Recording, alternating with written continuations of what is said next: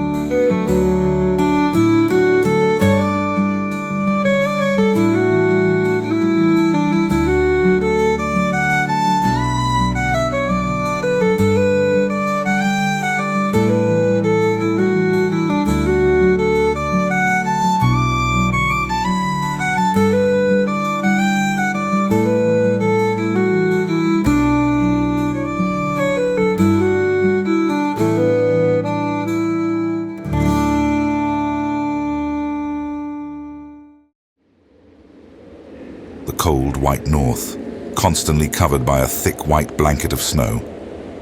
Not many people live here because of the hard weather conditions, and only the very well-prepared go hunting here. And prepared was one thing our hero was not. Kurt had lost everything. The only thing he could do to save the feast was to bring down an animal, get its meat, and return home as fast as possible. Kurt was no hunter, but desperate times called for desperate measures.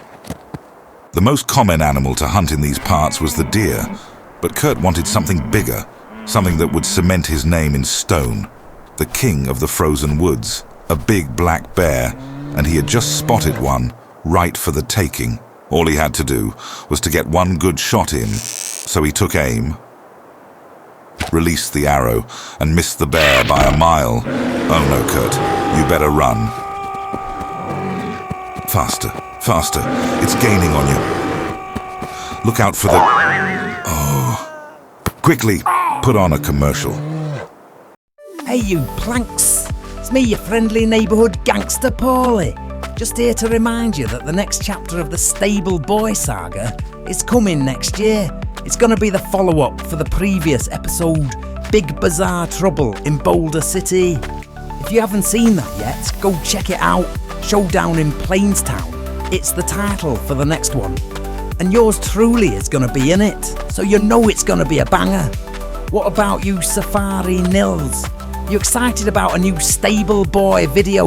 Oh, wow! Oh, you are a sweetheart. So remember next year's Showdown in Plainstown. Don't forget, back to the regular programming. Hey Adriana, bring me a beer. Thank the gods. We found him, and he looks like he's still breathing. Okay, let's move on. Kurt had taken a nasty fall. It had become night. And worst of all, he had no idea where he was or how to get home. He was a lost boy in the woods. Well, there was only one thing he could do: vent off steam. son of a... But then, he felt at peace with himself. He felt warm, like someone just put a warm blanket around him. Suddenly, he did not have a care in the world anymore, and he also got a feeling that someone was watching him. And then he saw it. It looked like a deer, but Kurt knew that this was no ordinary one. Well, no deer he had ever seen had glowing eyes, for one thing. It was just standing there, watching him. Kurt had in his younger days heard the stories about spirits. Spirits that sometimes showed themselves for mortals. This was such a spirit. He was certain on it. What else could it be? And in his head, he could hear its voice. Come, my child, come closer. It said, so with no hesitation, he did just that. And then it began to speak. I am the spirit of Yuletime, and my name is Rachel Reindeer. I have been watching you for some time now. You have tried very hard to make sure that your family would have the best winter feast ever. But sadly, someone has made your quest fail. I know who this is, but you have to find that out for yourself. All I can say is, you need to look for someone that values dead things more than the living. I can and I will help you get home to your family. So follow me. There will be a happy ending on your quest. Trust me, child. Kurt's mind wandered for a bit. Someone who cares more about dead things than living, whoever could that be? Tommy Tokyo. Maybe. He loved his doll collection more than everything. And Kurt owed him money. What about Editor Halverson, who would marry his newspaper if he could? And yes, Kurt owed him money too. It could be anybody.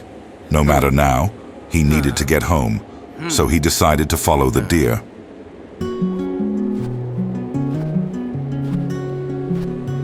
Lost in the pines so deep, cold wind began to creep. Snowflakes started to twirl, lost boy in a white swirl. Kurt out in the wood, trying to do what he should. Christmas night, oh so near, found a friend in a deer.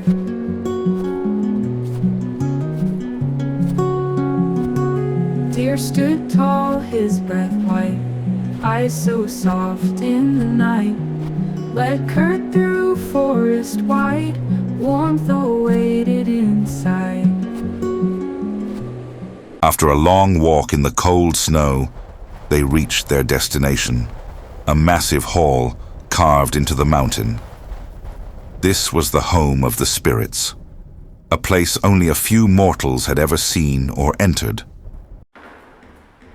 As they entered the hall, Rachel spoke to Kurt. Welcome to my home, child. I live here with all the other spirits, which right now are at Pilates. I for one find that to be a waste of time, but they do what they want. They are such dumb spirits. Now come, we just need to go down here. This is where we will find you a way home. Chop chop. They entered a room that was buzzing of energy. On each wall, Kurt saw something that looked like portals. But that could not be. You see, the only ones that had access to such magic was the B.O.U.P lords. Among their settlements and great halls, they had a portal system in place. This allowed them to fast travel from one location to another, swift and quick.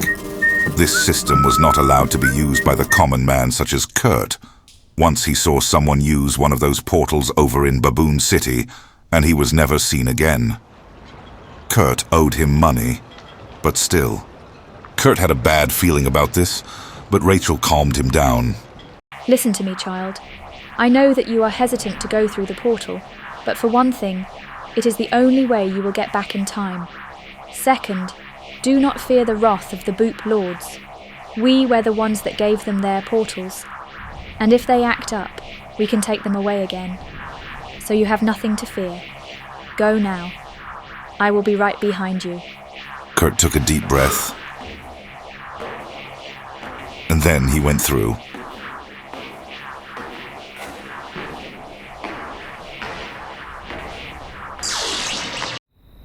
And just like that, Kurt was transported to another place. A place he did not recognize. Where was he? Rachel came through right after and told him that they were in the guild hall, and that made him very happy. Oh, so happy. They both went out into the courtyard, and there, Kurt suddenly figured it all out. He saw Andy with a man he was sure that he had seen before, and then he realized that it was the same man who stole his supplies up in Michelangelo's settlement. It all made sense now. Someone who cares more about dead things than living. Andy loved gold more than life itself. He was the one who had made his quest fail.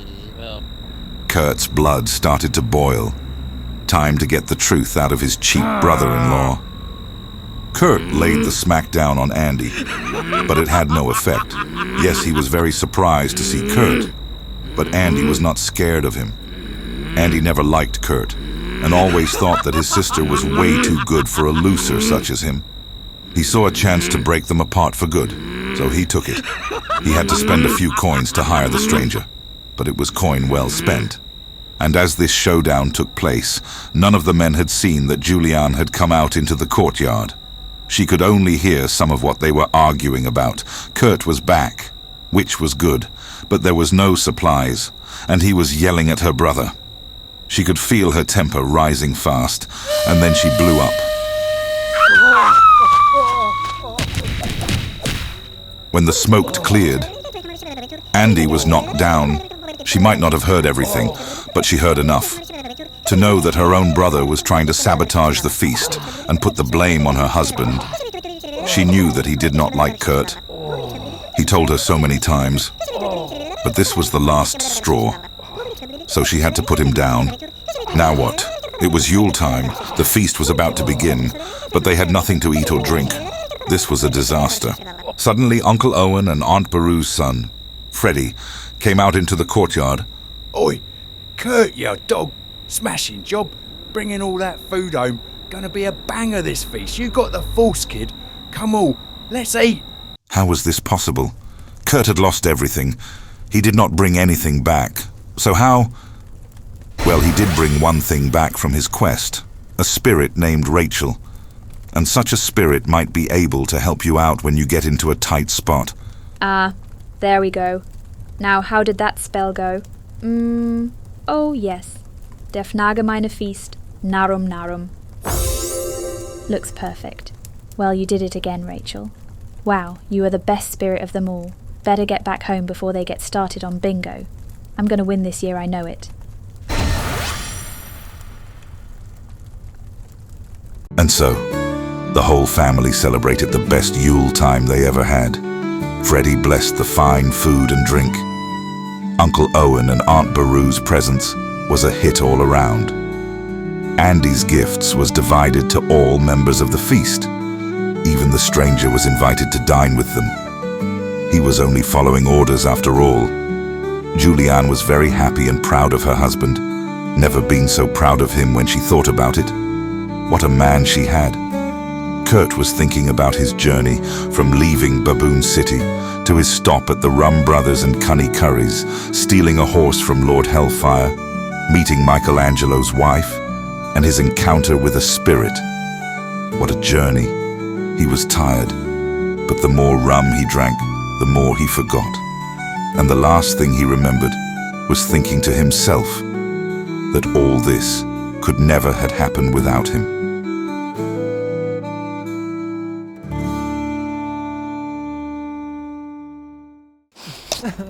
And Andy, well, he celebrated the feast with the iron dog Mackenzie.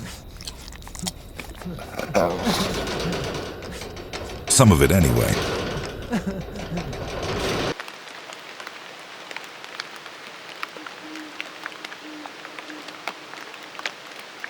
That concludes our story, the story of Kurt, and how he became a hero. Man, feels like I've been sitting here for weeks, just jabbing my gums. I really need a drink. Well, hope you had a good time following along, and thanks for watching. And maybe we will see one another again. Merry Christmas to you and your family. Now I really need a beer. Where did Adriana go to?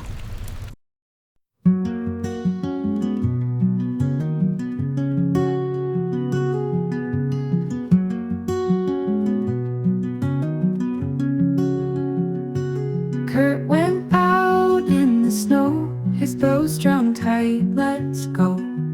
Hunting dinner for the feast, jingle bells echo east.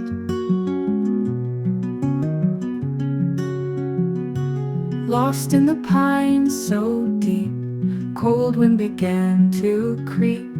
Snowflakes started to twirl, lost boy in a white swirl. Kurt out in the wood, trying to do what he should. Christmas night, oh so near, found a friend in a deer.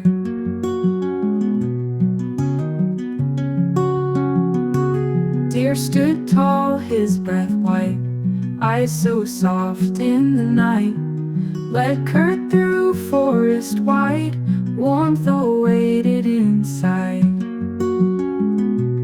Kurt out in the wood, trying to do what he should. Christmas night, oh so near, found a friend in a deer.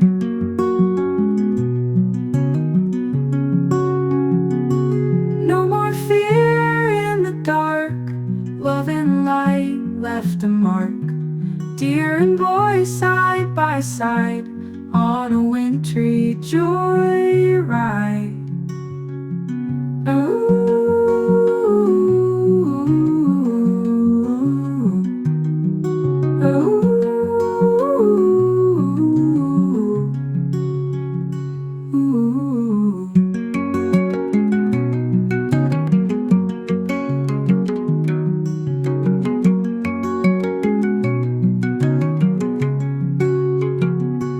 Deer stood tall, his breath white, eyes so soft in the night.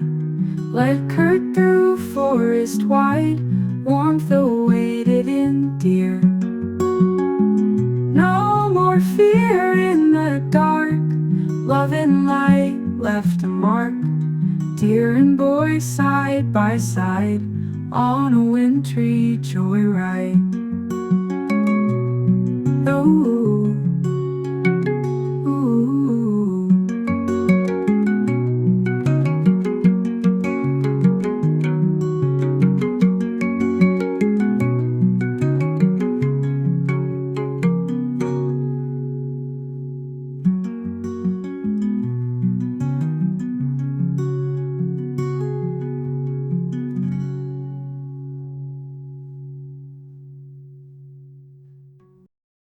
Worst Yule time ever.